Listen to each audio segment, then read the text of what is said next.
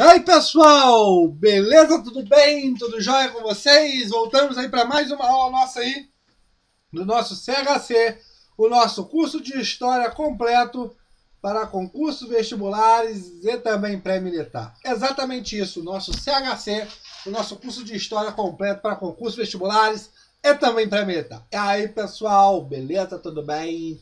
O e-mail, historiacom@outlook.com, Facebook, Insta e o celular para mensagem, o 3291650267. Como você pode observar aqui do lado, o Colégio Naval, exatamente isso! Primeira aula, História do Brasil, resumão, Colégio Naval, parte 1. Vamos falar sobre o quê? Brasil Colônia, exatamente isso! Resumo sobre Brasil Colônia.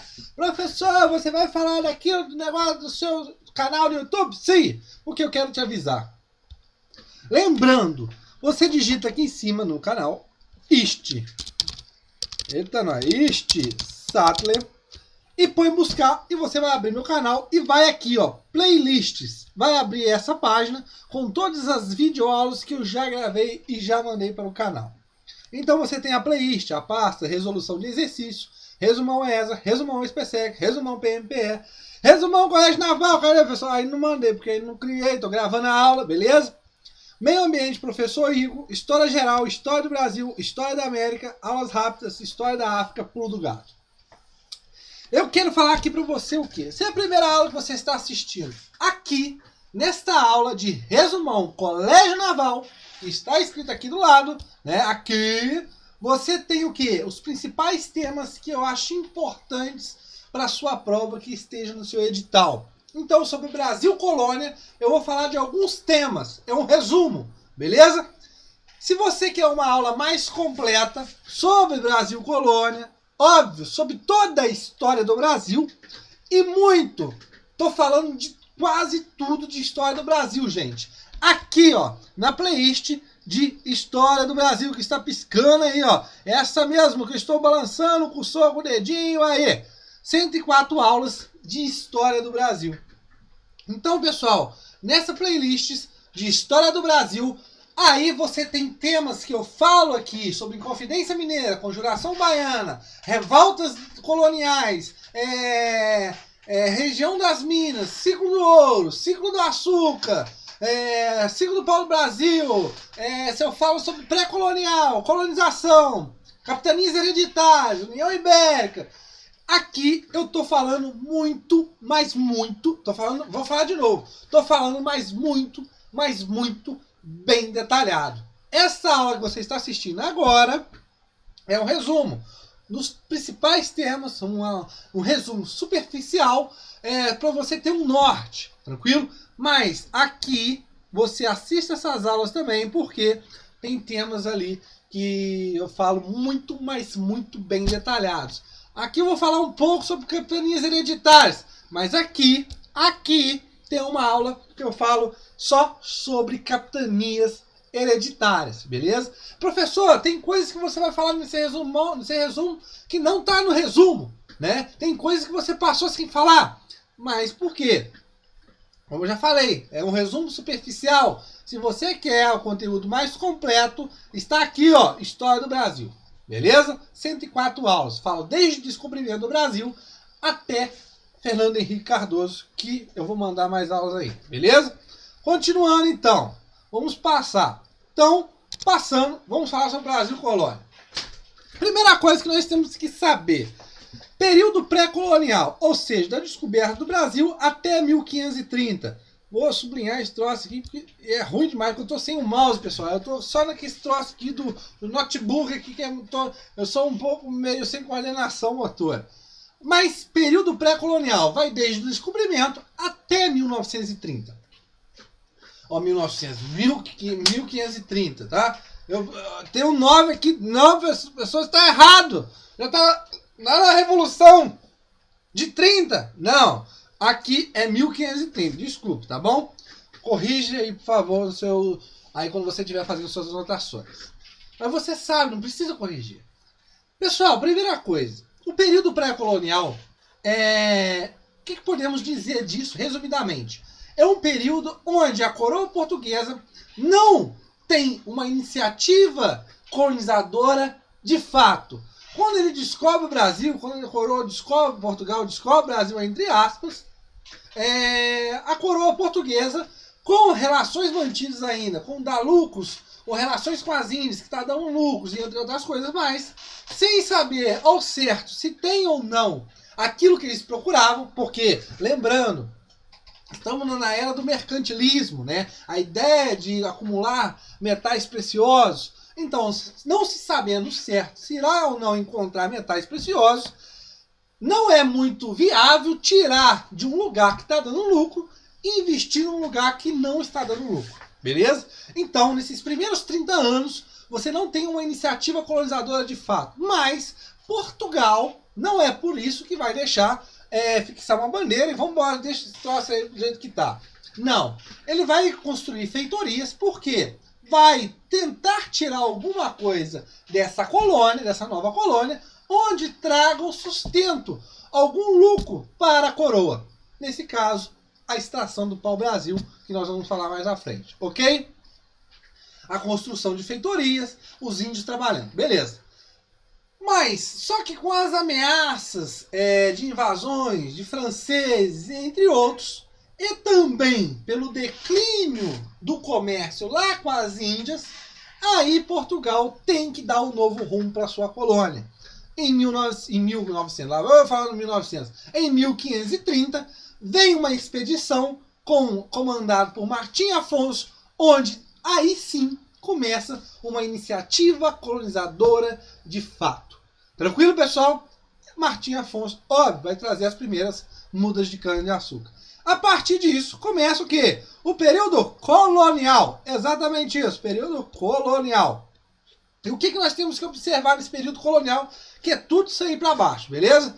Mas tem a instalação das capitanias hereditárias, que não é novidade. Nas outras colônias portuguesas já também existia as capitanias hereditárias, que é a divisão de terras no Brasil em grandes faixas, e cada uma terra fica para uma pessoa, o donatário. Mas lembrando, capitania hereditária era uma forma de quê? Tirar lucro da terra.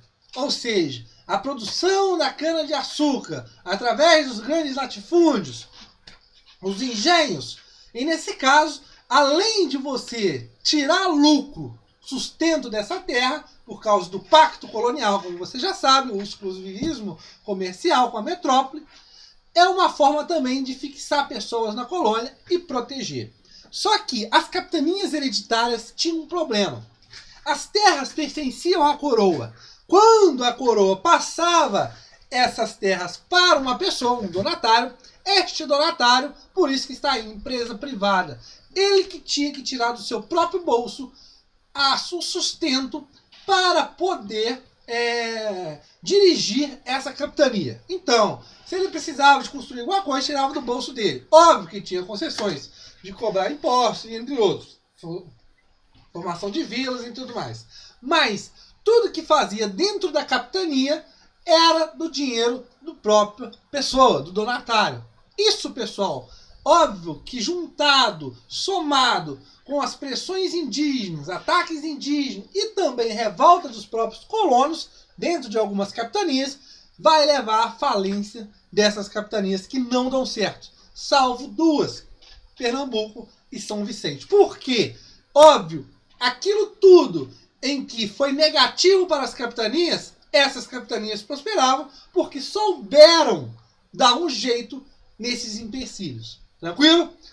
Aqui, como eu falei para vocês, tem uma aula aqui na playlist de História do Brasil, tem uma aula de capitania hereditária que eu explico muito bem. Ok? Continuando, tudo aqui que eu falo tá aqui na playlist de História do Brasil, explicado muito bem detalhado mesmo. Continuando, o ciclo é a União Ibérica. Beleza. A União Ibérica que é a união das duas coroas, tanto de Portugal como Espanha.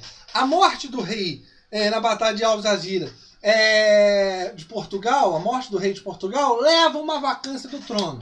Então, na linha sucessória, eu explico muito bem, já falei no meu canal de História do Brasil, mas leva o nome do rei da Espanha, onde se juntam as duas coroas, que vai aí de 1580 até 1640, a União Ibérica.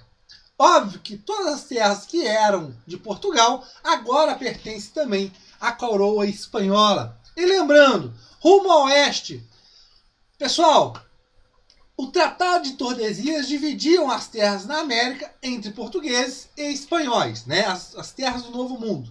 Com a união das duas coroas, para que esse tratado vai existir? Esse tratado acaba, mas com isso você tem o quê? Uma expansão rumo ao oeste dentro do Brasil. Tranquilo, pessoal? Para fora também dos limites de Tordesilhas. Outra coisa muito interessante. Os holandeses eram grandes parceiros na economia açucareira de Portugal. Só que, com a união das duas coroas, os inimigos da Espanha também vão ficar contra, nesse caso aí, a colônia portuguesa, entre aspas, né, o Brasil. E os holandeses eram, sim, inimigos dos espanhóis.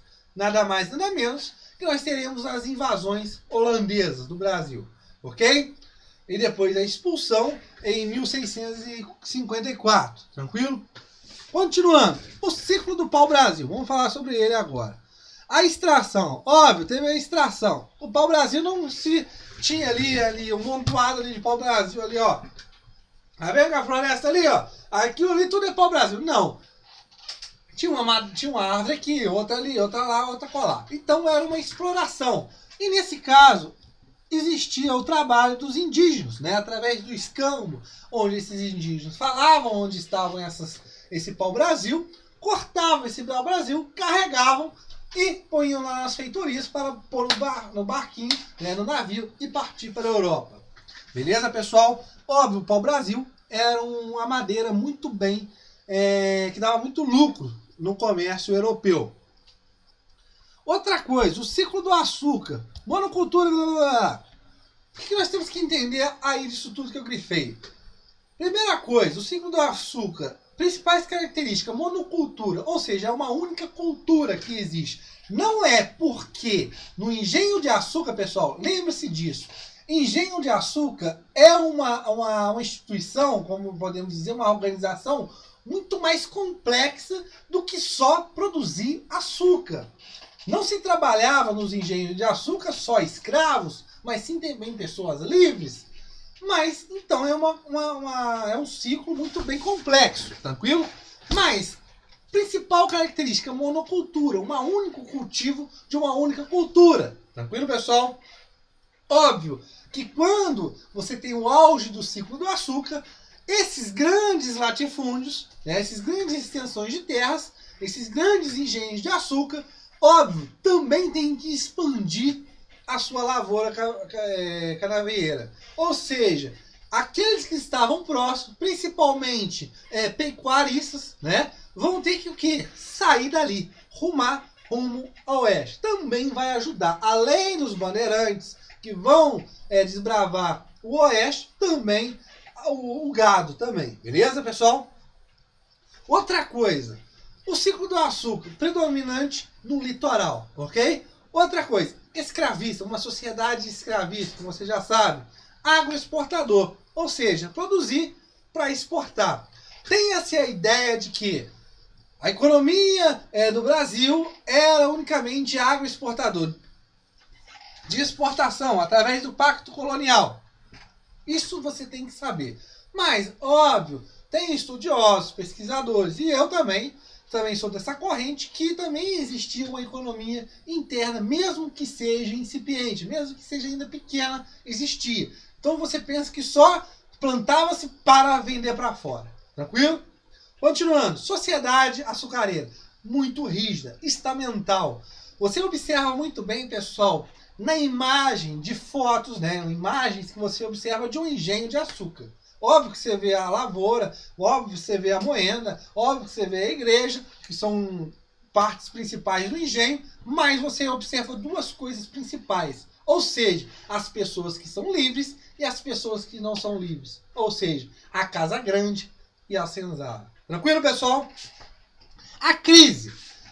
Após, a 1640, com a restauração portuguesa, com o fim da União Ibérica, Portugal gasta muito dinheiro nessa restauração e começa a pegar esse dinheiro emprestado com a Inglaterra e vai pagando essas dívidas. Óbvio, quem vai ter que arcar também é a colônia. Mas só que, com a expulsão dos holandeses em 1654, esses holandeses não vão sair dali e vão embora de mão abanando. Eles vão se fixar nas Antilhas. Lá eles produzem açúcar, também um açúcar ainda mais bem refinado, porque eles tinham as técnicas de refino, e também vão fazer uma concorrência muito grande com o açúcar brasileiro. Óbvio, levando em crise. Ok? Continuando. Bandeirantes. Como eu já falei para vocês, os bandeirantes também, como os pecuaristas, né, o gado, vai também rumar rumo ao oeste, desbravando esse interior do Brasil, né? Fixando assim onde nós observamos, onde nós temos aí as delimitações atuais do Brasil. Mas o que eu quero observar com vocês aqui? Os bandeirantes, pessoal, eles iam em busca de ouro, mas também de aprisionamento de índios. Existia sim ainda a escravidão indígena. Como eu já falei, lá em História do Brasil, na minha playlist de História do Brasil, aqui no canal do YouTube, gosto sempre de frisar, eu falo muito bem sobre essa relação de índios e escravos. Tranquilo, pessoal? Continuando. Você vai ter a descoberta do ouro e vai ocorrer uma grande corrida do ouro. Óbvio que essa corrida do ouro vai trazer pessoas de todas as partes, tanto da Europa como de todas as partes do Brasil.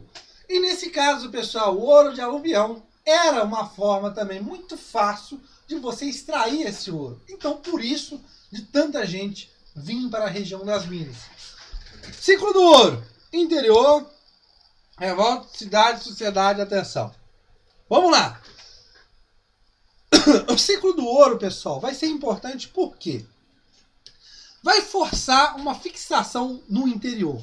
E, consequentemente, a formação de cidades no interior. É uma sociedade mais flexível se comparando ao ciclo do açúcar, porque, nesse caso, a pessoa que descobre lá o ouro pode comprar sua carta de alforria, pode passar de uma classe para outra e tudo mais. Há uma crescente muito grande na classe média nesse período. E o ciclo do ouro é muito importante. É muito mais complexo também do que se pensa, do que só extrair ouro e mandar para Portugal. Óbvio que se o ouro passava Portugal, mas ia direto para a Inglaterra. Por quê? Portugal pedia empréstimos direto para a Inglaterra. Mas muita atenção por causa disso. Por quê? Com a mudança do eixo Nordeste para o Sudeste, você também tem a transferência da capital, da Bahia para o Rio, mas também uma proximidade maior com as regiões das minas. Uma atenção maior. Por quê? A ideia de fiscalização, nada mais nada menos, as casas de fundições. Tranquilo, pessoal? Então, há uma atenção maior. Óbvio que na região das minas acontecerá revoltas. Nesse caso, em Boabas. Revoltas, principais revoltas. Aí, no caso, temos outros. Tranquilo, pessoal? Mas aqui é um resumo. Como eu já falei, aqui em História do Brasil, nessa playlist aqui, eu falo muito mais bem detalhado, ok? Continuando. Principais revoltas. Inconfidência Mineira e Conjuração Baiana. Pessoal, nós temos que entender dois tipos de revoltas, dois tipos de pensamento. Primeiro, aqueles que não pregam uma separação com Portugal e outros, aqueles que pregam uma separação com Portugal. Aqueles que não pregam são o quê? Nativistas, no caso, em Boabas. E aqueles que pregam uma separação, uma emancipação, ou seja, uma separação em Confidência Mineira e Conjuração Baiana. Principais diferenças dela, pessoal. A repressão. Eu gosto muito de frisar isso. Por quê? Na Inconfidência Mineira, você tem uma pessoa que morre. Na Conjuração Baiana, você tem várias pessoas que são mortas. Por que isso? A diferença de quem participou nesses dois movimentos. Nesse caso, em Confidência Mineira, ligado muito à elite, e óbvio, a Conjuração Baiana, ligado muito à classe mais baixa do povo. Tranquilo, pessoal? Na nossa próxima aula, continuaremos aí mais nosso resumão do Colégio Naval para concurso, vestibular e também para militar. Não chega assim! Valeu, pessoal. Valeu.